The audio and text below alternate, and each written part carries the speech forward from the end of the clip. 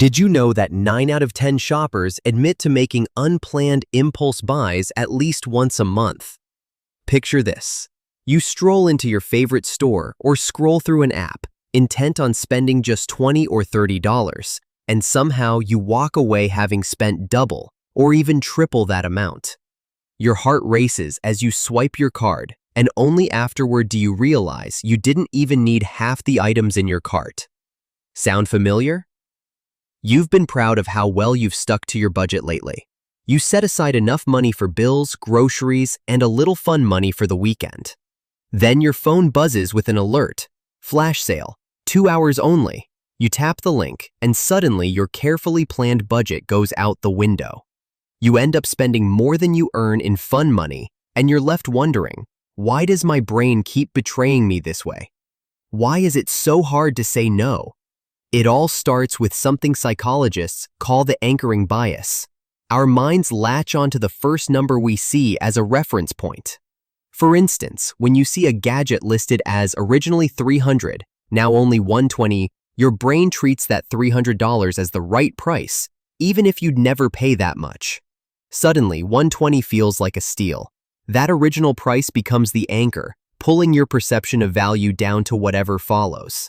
You think, wow, I'm saving $180, when in reality, you might not have been willing to spend $120 at all. Imagine you walk into a store looking for a new wallet.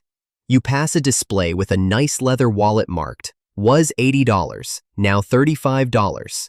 You plan to spend $20, but $35 looks like such a bargain compared to $80 that you convince yourself it's worth the splurge. You pay the cashier, feeling proud of your savvy deal hunting when really, you still spent more than you intended. Anchoring tricks us into reframing expensive as affordable when there's a big strike-through price up top. Next, there's your brain's love affair with dopamine, the neurotransmitter that signals pleasure and reward.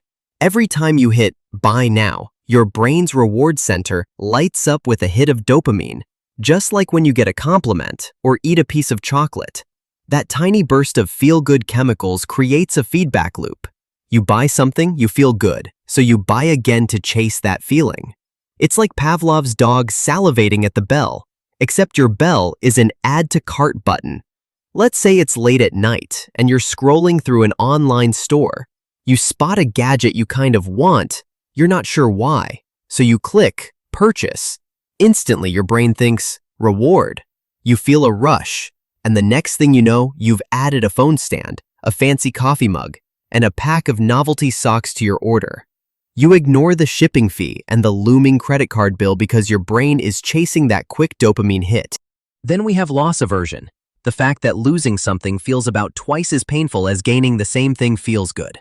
Marketers know this and use phrases like limited stock or offer ends tonight to trigger that fear of missing out. When you read only 2 left at this price, your brain panics. If I don't buy now, I'll lose the chance. That little surge of anxiety pushes you to click checkout before you even pause to think if you really need the item. You see it all the time. An online ad flashes sale ends in 1 hour, or 12 people are viewing this right now. You feel like the clock is ticking and people are snatching up what you want, without stopping to ask, do I actually want this, or am I just afraid of missing out? You hit the buy button. Later, when the package arrives, you realize it wasn't worth it, yet the pull of loss aversion convinced you to act first and think later. Social proof and scarcity are 2 more psychological levers marketers pull. We look to others to decide what's normal or correct behavior.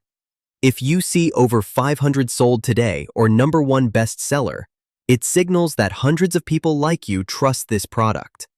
That comforting thought makes you feel safe buying because you assume the crowd must be right. Scarcity adds urgency. If only a few items remain, or if a doorbuster deal is for first 100 customers only, you rush in to claim your share before it's gone. Think about shopping on a big e-commerce site where every product page shows real-time stats. 23 people just added this to their cart. 14 buyers in the last hour. Suddenly, you're part of a crowd making the same purchase. It feels reassuring, like everyone else knows something you don't. But really, these cues are carefully engineered to make you follow the herd, grabbing your wallet faster than you'd planned. Knowing these tricks is step 1 towards stopping them. Next time you feel that pull, give yourself a simple strategy.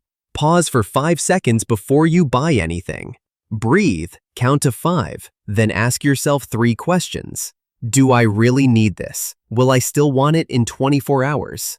What's the true cost once I add shipping and taxes? Writing down the full cost helps you see the real impact on your budget, not just the flashy sale price. You can also set small rules for yourself, like no impulse buys over $20, or wait 24 hours before purchasing non-essential items. If you spot a deal that seems too good to be true, resist the fear of missing out by imagining it will come back.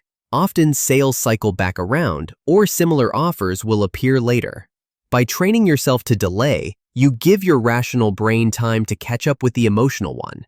If you found this helpful, hit subscribe and ring the bell. We will dive into our next topic. Don't miss it.